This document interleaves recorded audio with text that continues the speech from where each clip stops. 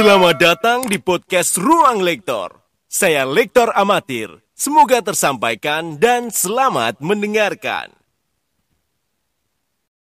Pembacaan dari kitab kedua Raja-Raja. Naaman, Panglima Raja Aram, adalah seorang terpandang di hadapan tuannya dan sangat disayangi. Sebab oleh dia, Tuhan telah memberikan kemenangan kepada orang Aram. Tetapi pahlawan tentara itu sakit kusta. Sekali peristiwa, orang Aram pernah keluar bergerombolan dan membawa tertawan seorang anak perempuan dari negeri Israel. Anak itu menjadi pelayan pada istri Naaman. Berkatalah gadis itu kepada nyonyanya, "Sekiranya tuanku menghadap nabi yang di Samaria itu, tentulah nabi itu akan menyembuhkan dia dari penyakitnya." Lalu pergilah Naaman memberitahukan kepada tuannya. Katanya, "Begini-beginilah dikatakan oleh gadis yang dari negeri Israel itu." Maka jawab Raja Aram, "Baik, pergilah, dan aku akan mengirim surat kepada Raja Israel." Lalu berangkatlah Naaman. Sebagai persembahan, ia membawa 10 talenta perak, 6.000 shikal emas, dan 10 potong pakaian. Ia menyampaikan surat Raja Aram itu kepada Raja Israel yang berbunyi, "Sesampainya surat ini kepadamu, maklumkanlah kiranya bahwa aku menyuruh kepadamu Naaman pegawaiku, supaya engkau menyembuhkan dia dari penyakit kustanya." Segera sesudah Raja Israel membaca surat itu, dikoyakkannyalah lah pakaiannya, serta berkata, "Allahkah aku ini yang dapat mematikan dan menghidupkan, sehingga orang ini mengirim pesan kepada aku, supaya aku sembuhkan seorang dari penyakit kustanya?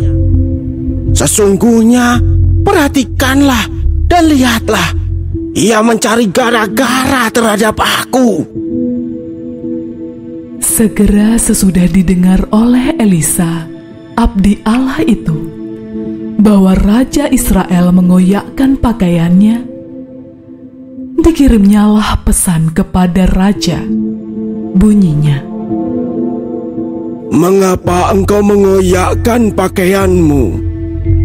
Biarlah orang itu datang kepadaku, supaya ia tahu bahwa ada seorang nabi di Israel." Kemudian datanglah Naaman dengan kuda dan keretanya, lalu berhenti di depan pintu rumah Elisa. Elisa menyuruh seorang suruhan kepadanya mengatakan, "Pergilah mandi 7 kali dalam sungai Yordan, maka tubuhmu akan pulih kembali, sehingga engkau menjadi tahir." Tetapi pergilah Naaman dengan gusar sambil berkata, "Aku sangka setidak-tidaknya ia datang keluar dan berdiri memanggil nama Tuhan Allahnya, lalu menggerak-gerakkan tangannya di atas tempat penyakit itu, dan dengan demikian menyembuhkan penyakit kustaku. Bukankah Abana dan Parpar, sungai-sungai Damsyik, lebih baik dari segala sungai di Israel?